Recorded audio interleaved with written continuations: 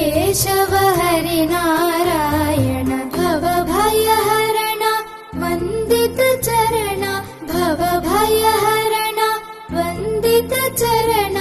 रघुकुलभूषण Rajivlochan रघुकुलभूषण Rajivlochan Adinarayana आनन्दशयन Adinarayana आनन्दशयन Sachchidanand